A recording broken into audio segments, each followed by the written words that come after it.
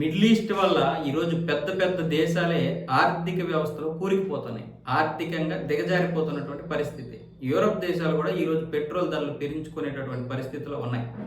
చివరికి అత్యంత ఆవశ్యకమైనటువంటి ఆ నిధిని ఏర్పాటు చేసుకున్నటువంటి ఆ యొక్క చమురును కూడా బయటికి తీయాల్సి వస్తుంది. ఈ యూరప్ దేశాలు దగ్గర దగ్గర ఒక 300 మిలియన్ బ్యారళ్ళు దాచుకున్నాయి.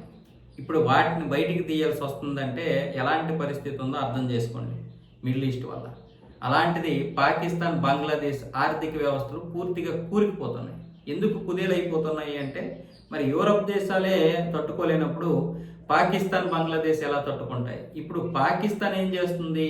వాళ్ళ ఆర్థిక వ్యవస్థను నిలబెట్టుకోవడం కోసం సౌదీ అరేబియాకి నేరుగా సపోర్ట్ చేస్తుంది. అంటే సైన్యాన్ని పంపిస్తాం, మా సైన్యాన్ని మీరు వాడుకోండి, ఎందుకంటే మీ సైన్యం ముందుండి ఇచ్చేస్తే మీ యొక్క ప్రాణాలు పోతాయి, మా సైన్యాన్ని వాడుకోండి, మాకు దానికి బదులుగా చమురు ఇవ్వండి అంటుంది. సరే చమురిస్తారు కానీ ఎలా ఇస్తారు? హార్మోజ్ జలసంధిని అక్కడ పూర్తిగా క్లోజ్ చేశారు కదా, ఏంటి ఫ్లైట్లో తెస్తారా ఏంటి ఈ చమురుని? ఇప్పుడు అదే విషయం పాకిస్తాన్ అయితే బాగానే అంటుంది కానీ సపోర్ట్ చేస్తానని. ఎందుకంటే 2025లో చేసుకున్నటువంటి ఒప్పందం ఏదైతే ఉందో, ఒక దేశం మీద ఎవరైనా దాడి చేస్తే ఇంకొక దేశం మీద నేరుగా దాడి చేసినట్లే అని అన్నది కదా. ఆ విధంగా సౌదీ అరేబియా, పాకిస్తాన్ రక్షణ ఒప్పందం చేసుకున్నాయి, మంచిదే.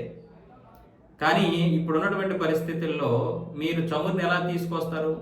చమురుని ఏ విధంగా తెస్తారు? ఇప్పుడు నువ్వు రక్షణకి పంపిస్తున్నావు, రక్షణ కోసం అటు పంపిస్తున్నావు, కానీ చమురు ఎలా తెస్తున్నావు అని సొంత నేతలే అడుగుతున్నారు. ఇప్పుడు సొంత నేతలు అంటే పాకిస్తాన్లో ఉన్నటువంటి ప్రతిపక్ష నేతలు అడుగుతున్నారు.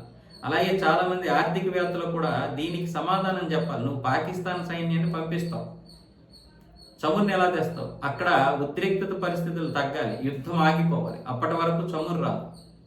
అప్పటి వరకు చమురు రాకపోతే ఈలోగా పాకిస్తాన్ సైన్యం ఏమొచ్చేసి శవాలు గుట్టలుగా తయారవుతారు. ఎందుకంటే నేరుగా పాకిస్తాన్ సైన్యాన్ని పంపిస్తే సౌదీ అరేబియా మీద దాడులు చేస్తుంది, అక్కడ ఉన్నటువంటి పాకిస్తాన్ సైన్యం మీద.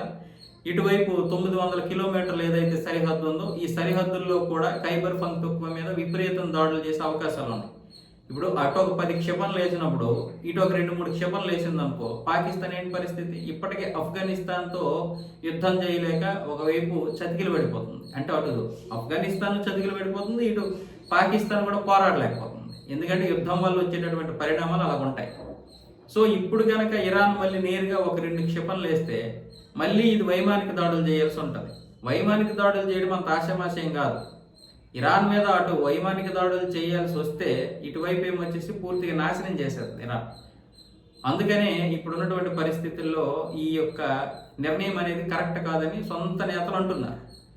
ఇప్పుడు పాకిస్తాన్ అణ్వాయుధాలు తీసేటటువంటి పరిస్థితుల్లో కూడా లేదు. ఆ అణ్వాయుధాలన్నీ అమెరికా చేతుల్లో ఉన్నాయి, అమెరికా కంట్రోల్లో ఉంది. సో మరొక వైపు ఏమొచ్చేసి బంగ్లాదేశ్ ఆర్థిక వ్యవస్థ కుప్పకూలిపోతుంటే భారతదేశాన్ని ఇప్పుడు అడుగుతోంది, మాకు ఎంతో కొంత డీజిల్ ఇవ్వండి అని. ఇప్పుడు మాకే లేదు, మీకు ఎలా ఇస్తామని భారత్ కొట్టి పారేసింది. ఒప్పందమే కదా, ఒప్పందంలో భాగంగా ఇవ్వండి అంటే కుదరదని చెప్పింది. మరొక వైపు ఏమొచ్చేసి బంగ్లాదేశ్ ఏ విధంగానైనా సరే చైనానైనా బ్రతిమలాడి కొంత పెట్రోల్, డీజిల్ తెద్దామని ప్రయత్నాలు చేస్తుంది. వాడు అసలు పలకనైనా పలకలేదు. చైనా వాడు ఇప్పుడు పలుకుతాడా? వాడికి ఏం అవసరమో, ఎప్పుడు అవసరమో వాడికి తెలుసు. వాడు ఎప్పుడు పలకాలో, ఎప్పుడు ఉలకాలో వాడికి తెలిసినంతగా ప్రపంచంలో ఎవరికీ తెలియదు. అదేం భారతదేశం అనుకున్నారా ప్రతి విషయానికి మీకు సహాయం చేయడానికి?